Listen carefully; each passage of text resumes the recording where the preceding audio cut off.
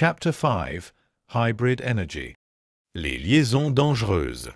We know from our own past the kind of energy that is released, as by fission, when literacy explodes the tribal or family unit. What do we know about the social and psychic energies that develop by electric fusion or implosion when literate individuals are suddenly gripped by an electromagnetic field, such as occurs in the new common market pressure in Europe? Make no mistake, the fusion of people who have known individualism and nationalism is not the same process as the fission of backward and oral cultures that are just coming to individualism and nationalism. It is the difference between the A-bomb and the H-bomb. The latter is more violent, by far. Moreover, the products of electric fusion are immensely complex, while the products of fission are simple. Literacy creates very much simpler kinds of people than those that develop in the complex web of ordinary tribal and oral societies. The fragmented man creates the homogenized Western world, while oral societies are made up of people differentiated not by their specialist skills or visible marks, but by their unique emotional mixes.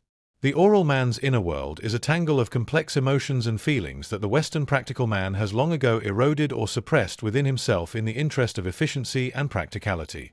The immediate prospect for literate, fragmented Western man encountering the electric implosion within his own culture is his steady and rapid transformation into a complex and depth-structured person emotionally aware of his total interdependence with the rest of human society. Representatives of the older Western individualism are even now assuming the appearance, for good or ill, of All Cap's General Bull Moose or of the John Birches, tribally dedicated to opposing the tribal. Fragmented, literate, and visual individualism is not possible in an electrically patterned and imploded society. So what is to be done? Do we dare to confront such facts at the conscious level, or is it best to becloud and repress such matters until some violence releases us from the entire burden?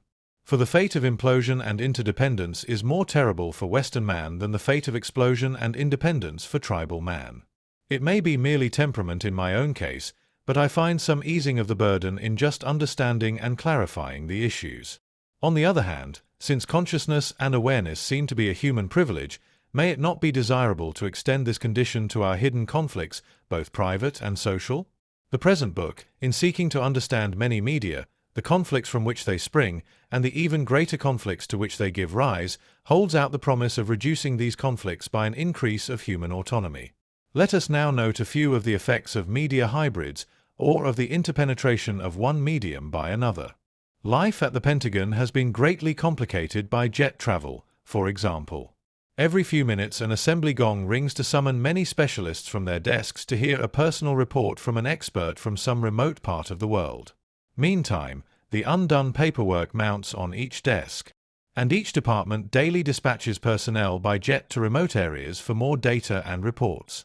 Such is the speed of this process of the meeting of the jet plane, the oral report, and the typewriter that those going forth to the ends of the earth often arrive unable to spell the name of the spot to which they have been sent as experts. Lewis Carroll pointed out that as large-scale maps got more and more detailed and extensive, they would tend to blanket agriculture and rouse the protest of farmers. So why not use the actual Earth as a map of itself? We have reached a similar point of data gathering when each stick of chewing gum we reach for is acutely noted by some computer that translates our least gesture into a new probability curve or some parameter of social science. Our private and corporate lives have become information processes just because we have put our central nervous systems outside us in electric technology. The electric light ended the regime of night and day, of indoors and out of doors. But it is when the light encounters already existing patterns of human organization that the hybrid energy is released. Cars can travel all night, ball players can play all night, and windows can be left out of buildings. In a word, the message of the electric light is total change. It is pure information without any content to restrict its transforming and informing power. If the student of media will but meditate on the power of this medium of electric light to transform every structure of time and space and work and society that it penetrates or contacts, they will have the key to the form of the power that is in all media to reshape any lives that they touch. Except for light, all other media come in pairs, with one acting as the content of the other, obscuring the operation of both. It is a peculiar bias of those who operate media for the owners that they be concerned about the program content of radio, or press, or film.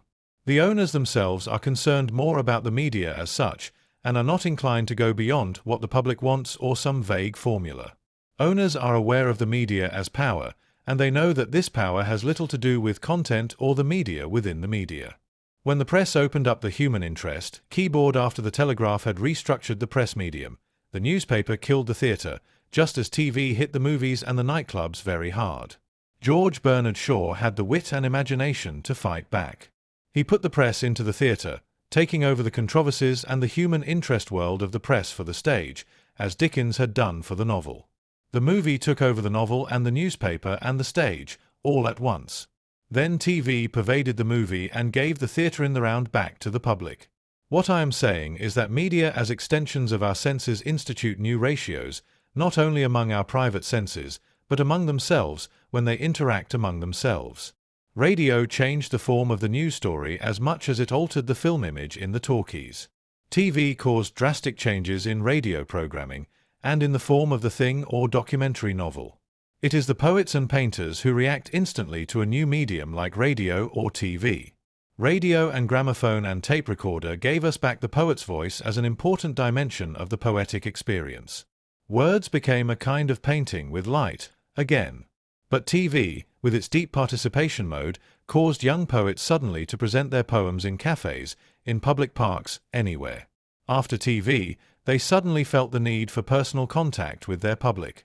In print-oriented Toronto, poetry reading in the public parks is a public offense.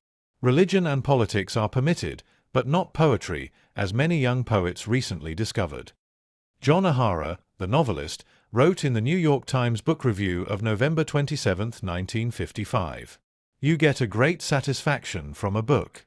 You know your reader is captive inside those covers, but as novelist you have to imagine the satisfaction he's getting. Now, in the theatre, well, I used to drop in during both productions of Pal Joey and watch, not imagine, the people enjoy it. I'd willingly start my next novel, about a small town, right now, but I need the diversion of a play. In our age artists are able to mix their media diet as easily as their book diet. A poet like Yeats made the fullest use of oral peasant culture in creating his literary effects. Quite early, Eliot made a great impact by the careful use of jazz and film form. The love song of J. Alfred Prufrock gets much of its power from an interpenetration of film form and jazz idiom. But this mix reached its greatest power in The Wasteland and Sweeney Agonists. Prufrock uses not only film form but the film theme of Charlie Chaplin, as did James Joyce in Ulysses. Joyce's Bloom is a deliberate takeover from Chaplin, Chauny Choplain, as he called him in Finnegan's Wake.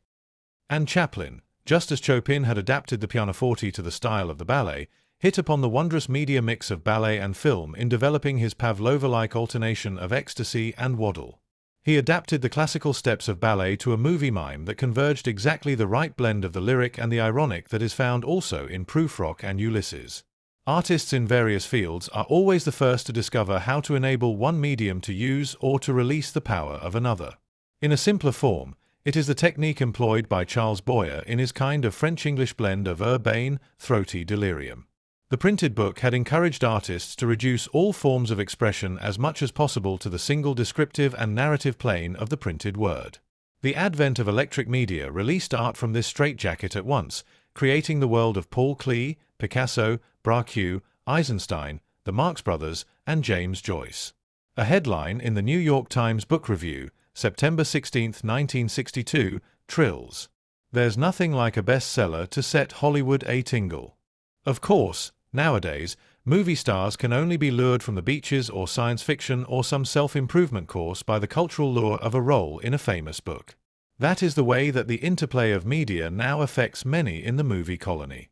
They have no more understanding of their media problems than does Madison Avenue.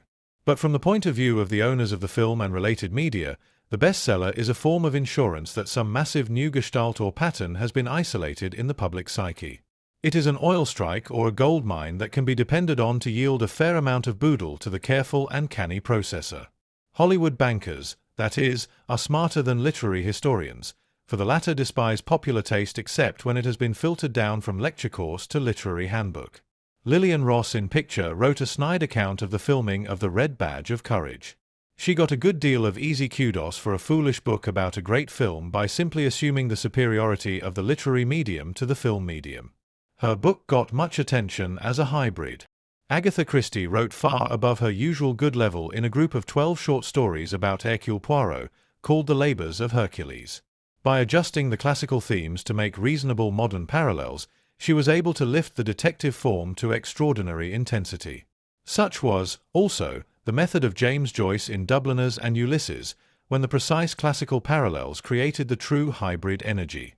Baudelaire, said Mr. Eliot, taught us how to raise the imagery of common life to first intensity.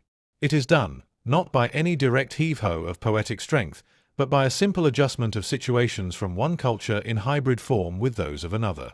It is precisely in this way that during wars and migrations new cultural mix is the norm of ordinary daily life. Operations Research programs the hybrid principle as a technique of creative discovery. When the movie scenario or picture story was applied to the idea article, the magazine world had discovered a hybrid that ended the supremacy of the short story. When wheels were put in tandem form, the wheel principle combined with the lineal typographic principle to create aerodynamic balance. The wheel crossed with industrial, lineal form released the new form of the airplane. The hybrid or the meeting of two media is a moment of truth and revelation from which new form is born. For the parallel between two media holds us on the frontiers between forms that snap us out of the Narcissus narcosis. The moment of the meeting of media is a moment of freedom and release from the ordinary trance and numbness imposed by them on our senses.